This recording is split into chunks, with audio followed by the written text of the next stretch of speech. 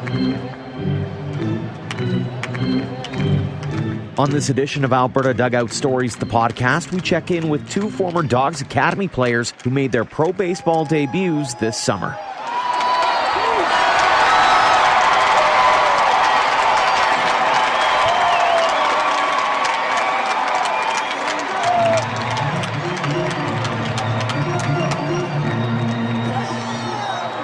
Welcome to episode 61 of Alberta Dugout Stories, the podcast. I'm Joe McFarland.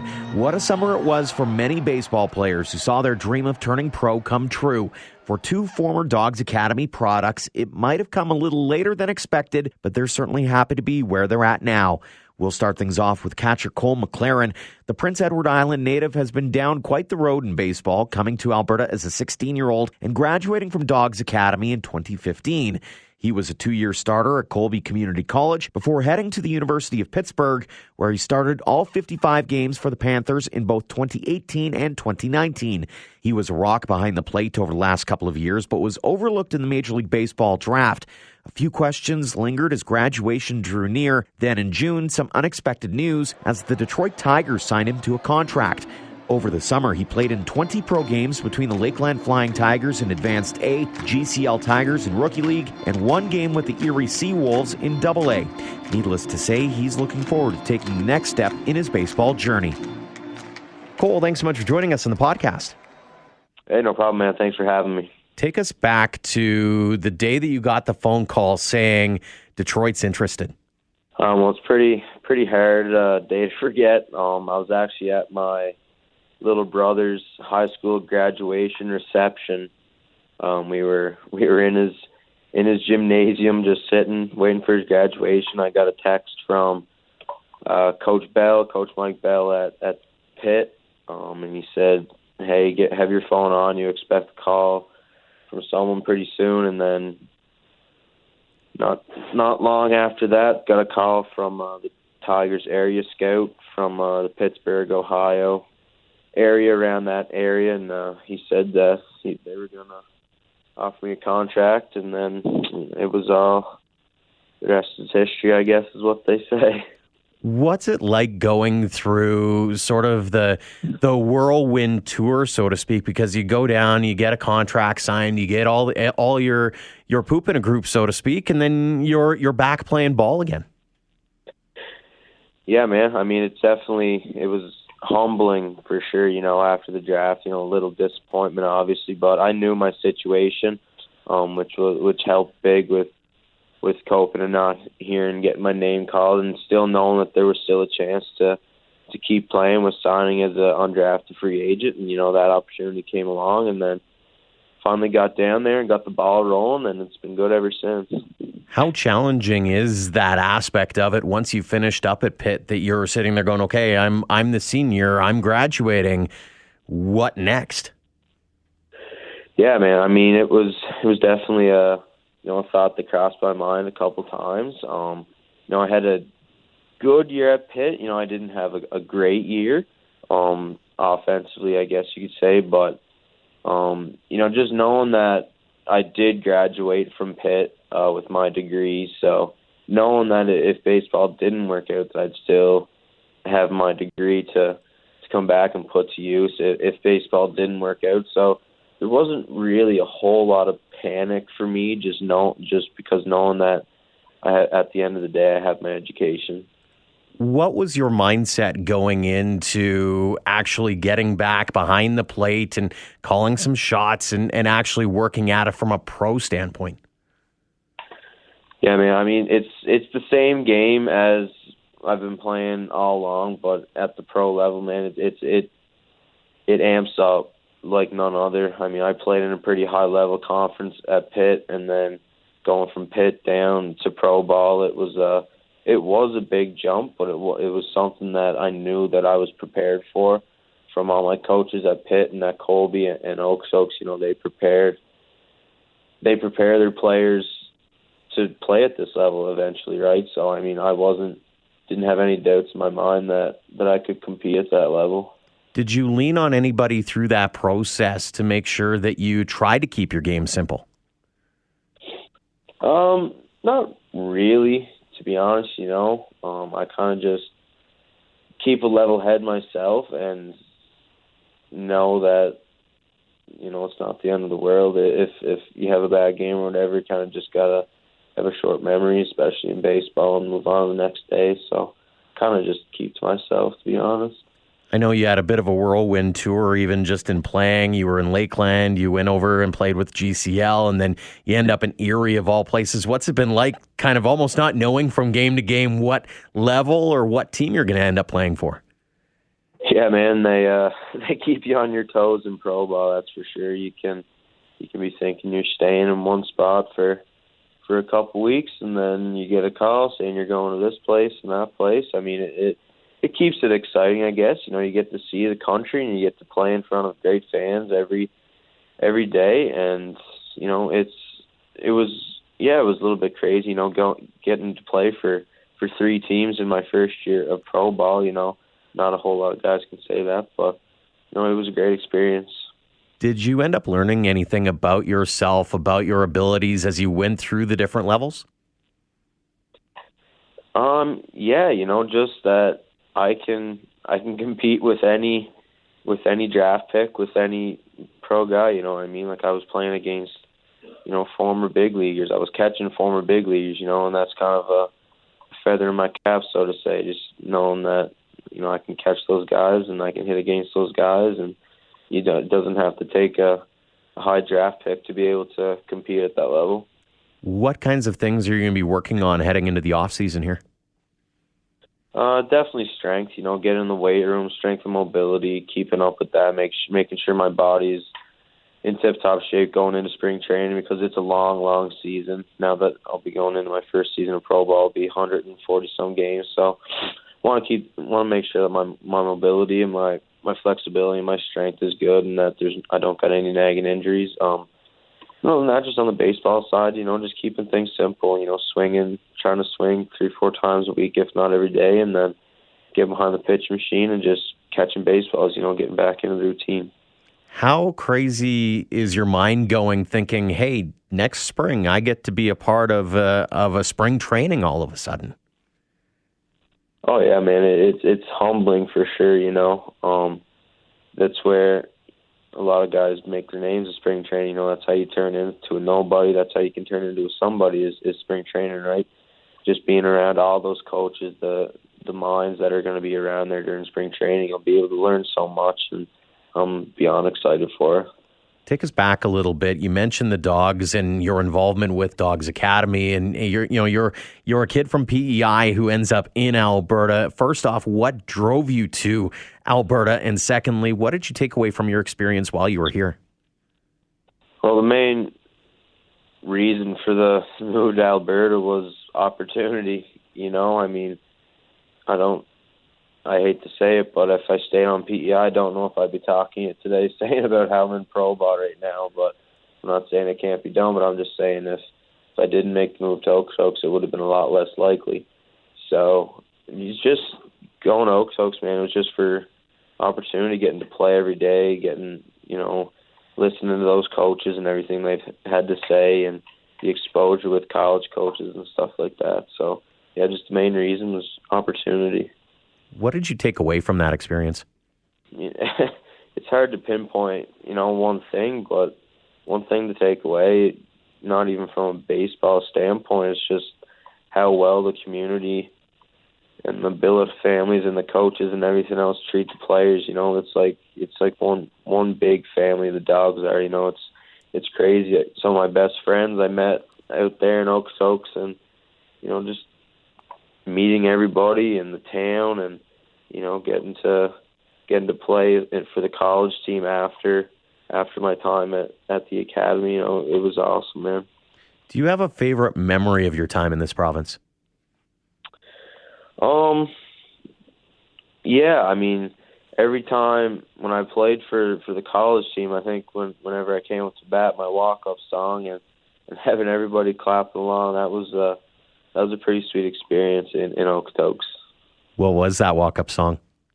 Heave Away by the Fables, the Irish song, I think from Newfoundland or something like that. And every time I come off to bat, the fans would start clapping along to the beat, and Canada Day, having 6,000 people clapping along to your walk-up song is pretty sweet. So that's unreal. Final question for you, Cole. When you look back on the year that's been, what does it mean to you to actually get to take a moment and look back and think about all the successes that you've had?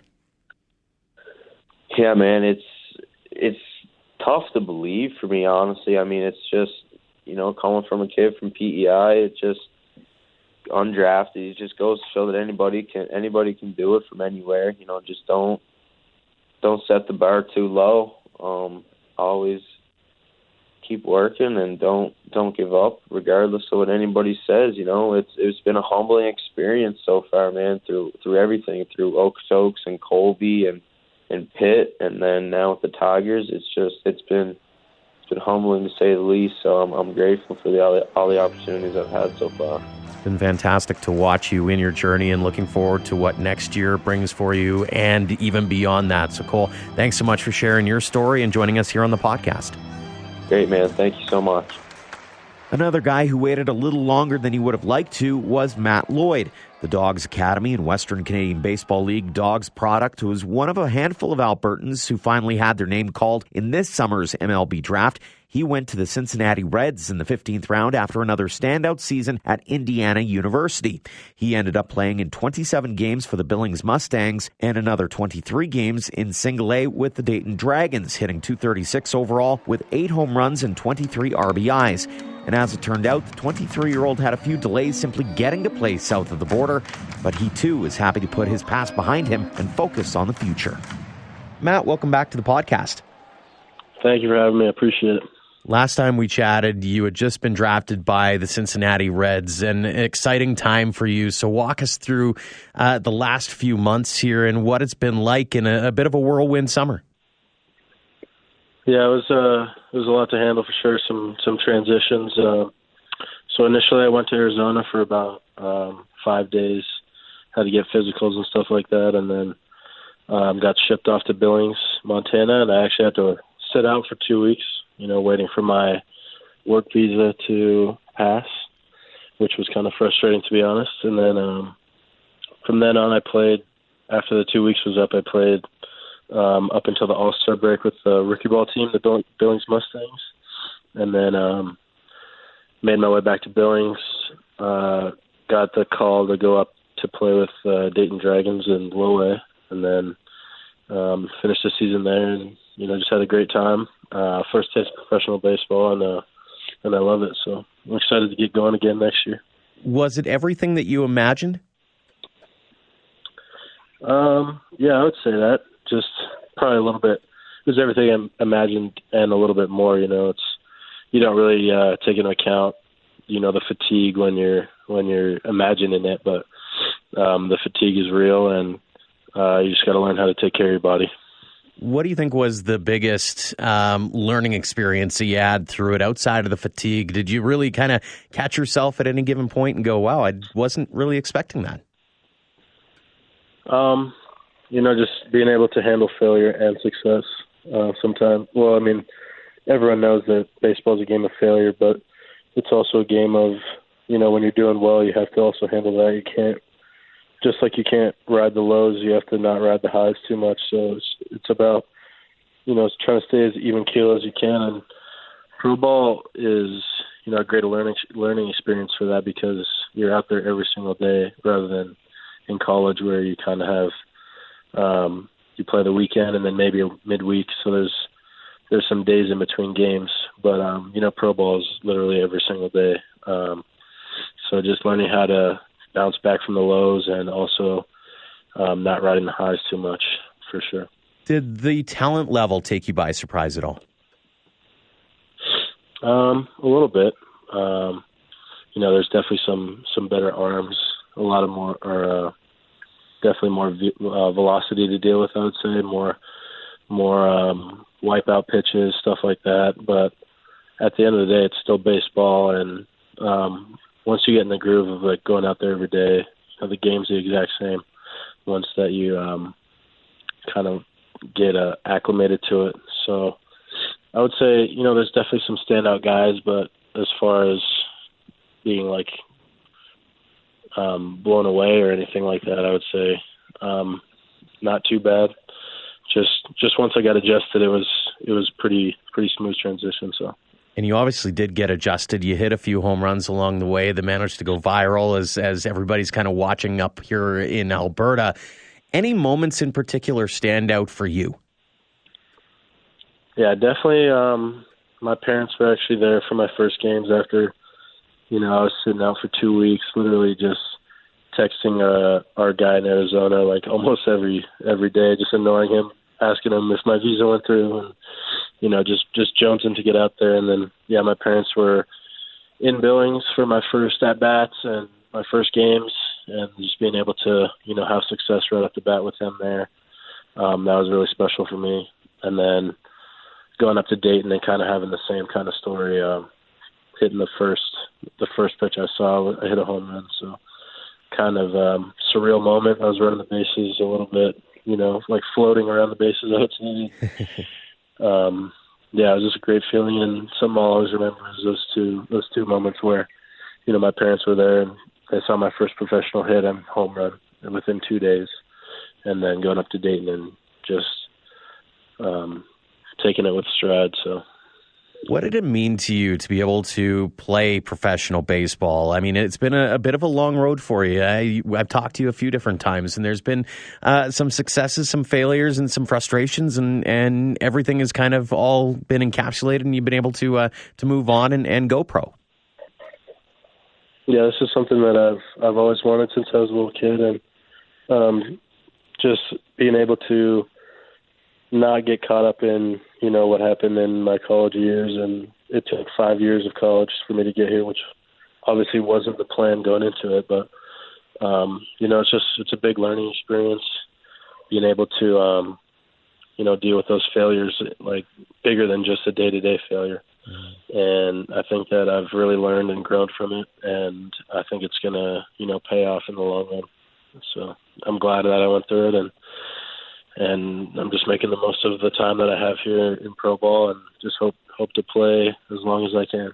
And you got to play a lot for Indiana University over the last few years, and were once again recognized recently with some awards.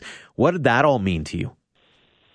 I mean, it was awesome. I was actually just back in Indiana this past weekend, got to see all the boys again, and we got to share the ring ceremony, and we all got to, celebrate the season that we had, and winning a Big Ten championship was just something I'll always remember, and just solidifies the brotherhood that we have with all those guys. And the other stuff is cool too, but the stuff that I'm really going to remember is, winning that championship with my brothers, and then making more memories with them this past weekend. So. Looking ahead now, what's on your radar in terms of training and getting ready for your first spring training in Major League Baseball? Yeah, so the Reds are doing something new this year with their first-year players. We're having like a strength camp. So I'm going to be flying out to Arizona October 20th, so this Sunday.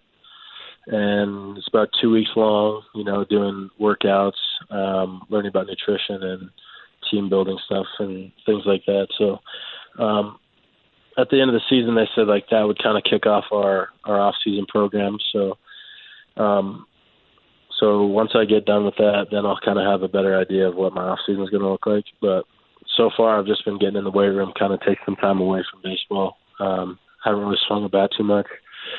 I haven't thrown a baseball really, and just trying to get the body back, the arm healthy, getting strong again. So, I'm looking forward to going down to Arizona and getting some guidance for my first pro off season. When you look ahead to February, March, April, what are you looking forward to the most? I would say just getting back on the field, getting in the nice weather, getting away from this Canadian cold weather that we deal with for some reason. Like, why do we live here? But that's going to be nice. And then just seeing the teammates that I got to play with this summer, just being able to hang out with those guys again and share some off-season stories and stuff like that, and just get ready for the season to start. Do you have any short-term or long-term goals set out for yourself, where you'd like to be in sort of the grand scheme of the organization right now? I haven't really thought about that too much yet. I'm just imagining, since I ended up in Dayton, I'm just picturing myself going back there and just trying to start the season off strong. And I'd say a main goal for me is just to stay healthy the whole season. Pro ball is kind of a different animal. Like I said before, it's every single day. And this past year, my first half of the season, of like a long season, was it was in college. So it's going to be a little bit different. Playing every single day right from the get-go instead of after the draft and stuff. So definitely a goal of mine is to stay healthy the entire season. I don't want to miss any games for injuries. And that's basically my goals, I would say. Mm-hmm. Do you feel like you have something to prove, maybe a little bit of a chip on your shoulder that you want to get off your back a little bit? Yeah, absolutely. A lot of scouts over the years have passed on me, and now that I have my opportunity, I'm just out there to make the most of it and kind of prove to those scouts that passed on me, prove to them that I have what it takes to make the big league roster one day. And every day I'm just going to keep working towards that. And I'm just grateful that the Reds have given me the opportunity to be able to chase my dream. Final question for you, Matt, with the benefit of hindsight, of course. What does it mean to you to be in the spot you're in now? I mean, it's a dream come true. In the minor leagues, it's not a glamorous lifestyle, I would say, but just the people that I've got to meet over the years, over the season especially, and then, just making your best friends over, bus rides and just, messing around before the game, after the game, during the game, stuff like that. It's just everything I've ever wanted, and I'm just going to keep making the most of it and looking forward to next year making more memories with the boys. So, yeah, I'm excited. We're excited to hear where you end up and all the successes that lie ahead for you, Matt. Thanks so much again for joining us on the podcast and sharing your story over the last few months here. No problem. Thanks for having me. I appreciate it. Thanks again to both Cole and Matt for joining us on the podcast this week. And thanks to you for downloading and listening. If you have a spare moment, leave us a rating and review if you're able. And of course, you can subscribe to the podcast on Apple Podcasts, Google Play, Podbean, and Spotify. Until next time, thanks for all of your support, no matter the platform, of Alberta Dugout Stories.